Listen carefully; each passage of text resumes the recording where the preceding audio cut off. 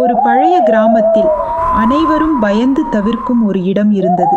அது ஒரு பெரிய பனை மரம். பகலில் சாதாரணமாக தோன்றினாலும் இரவு வந்துவிட்டால் அந்த மரத்தின் அருகே யாரும் செல்ல மாட்டார்கள்.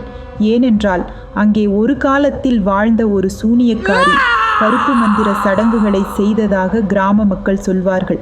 அவள் இறந்த பிறகும் அந்த ஆவி அங்கேயே சுற்றித் திரிகிறதாம். மாலை நேரத்தில் அங்கு சென்றாலே பெண்கள் சிரிப்பு சத்தம், காற்றில் மெல்லிசை போல குரல்கள் கேட்கும்.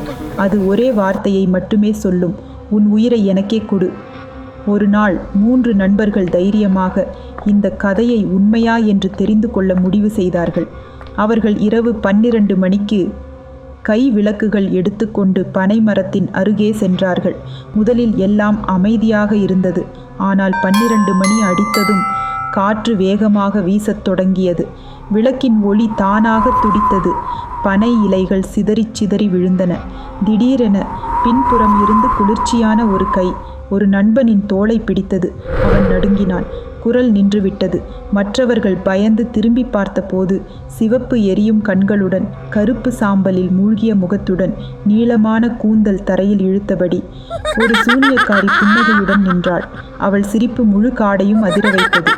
மூவரும் ஓட ஆரம்பித்தார்கள். ஆனால் அவர்கள் எவ்வளவு தூரம் ஓடினாலும் ஒவ்வொரு தடவையும் அவர்கள் திரும்பி பார்த்தபோது அதே பனை மரத்தில்தான் நிற்கிறார்கள். அந்த சூனியக்காரியின் சாபத்திலிருந்து அவர்கள் யாரும் மீளவில்லை.